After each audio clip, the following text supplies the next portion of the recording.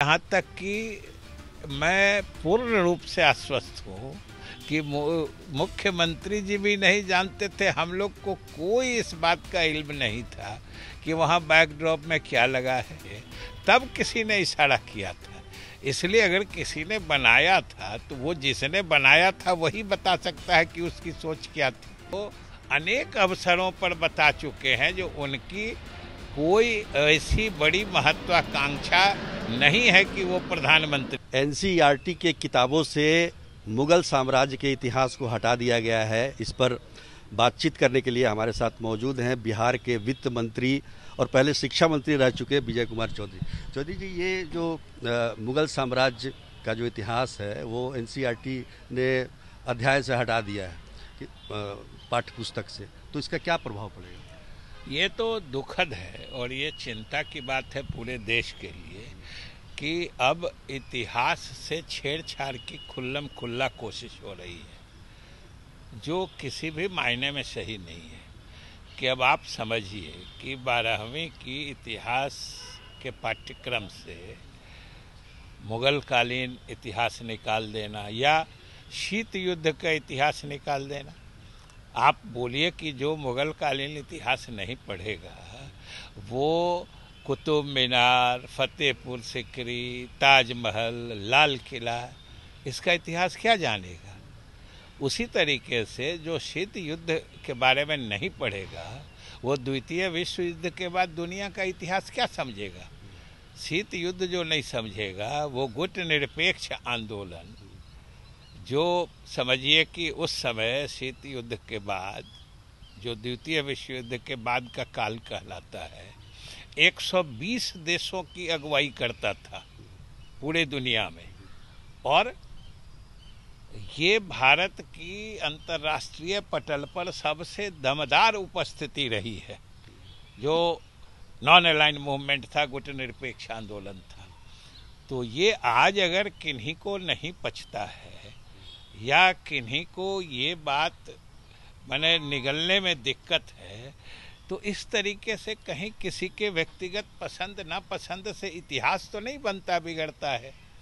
तो ये बहुत ही ये कहा जाता है कि इतिहास के तथ्यों को तोड़ मड़ोड़ के पहले पेश किया गया, वही लोगों को पढ़ाया जा रहा, बच्चों को पढ़ाया जा रहा। तो ये गुट निरपेक्ष आंदोलन और मुगल कालीन इतिहास इस देश में ये क्या तोड़ मरोड़ के है? मुगल काल नहीं था क्या? मुगल काल ही नहीं हम किसी को जानने देंगे, ये क्या मानसिकता है? ये नहीं समझ में बात आती है।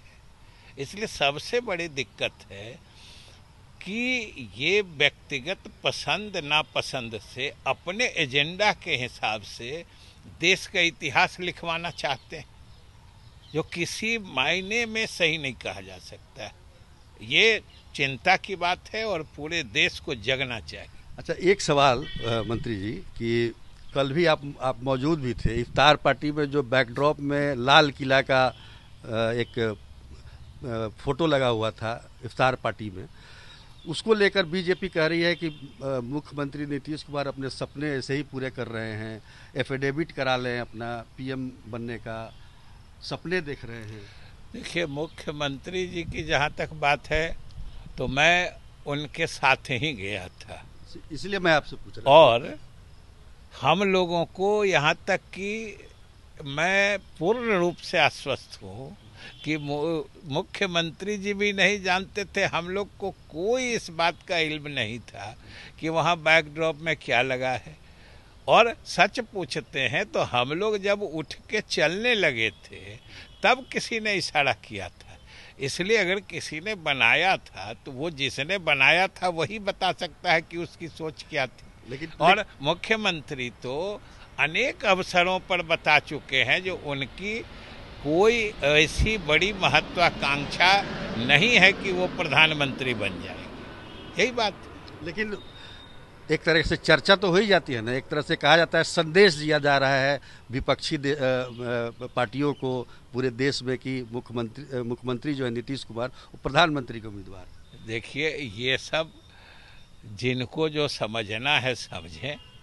सच्चाई यही है कि नीतीश कुमार जी ने कई मर्तबा इस बात को स्पष्ट कर दिया है कि प्रधानमंत्री बनने में उनकी कोई रुचि या इसके लिए वो परेशान नहीं है।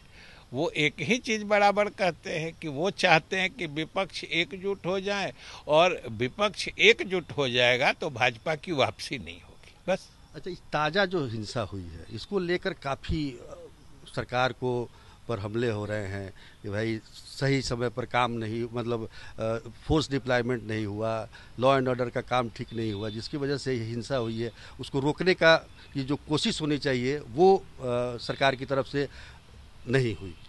सही समय पर काम हुआ और सही समय पर प्रशासन सक्रिय हुआ, इसीलिए तो दंगा होने से रुक गया।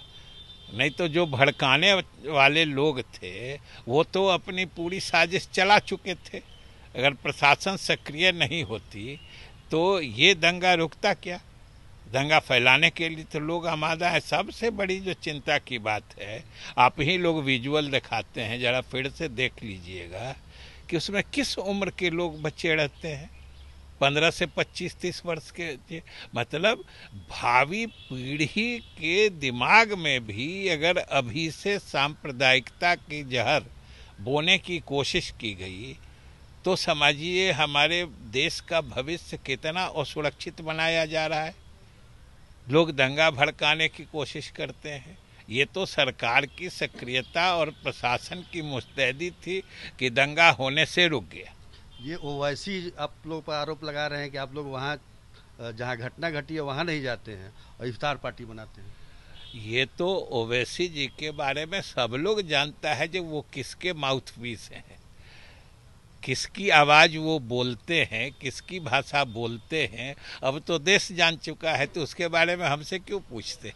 तो ये थे विजय कुमार चौधरी जो कि बता रहे थे कि सरकार ने पूरी तत्परता के साथ और सही समय पर कार्रवाई की। यही वजह है कि दंगा फैलाने का जो प्रयास किया जा रहा था वो विफल हो गया। सुजीत कुमार झा, पटना।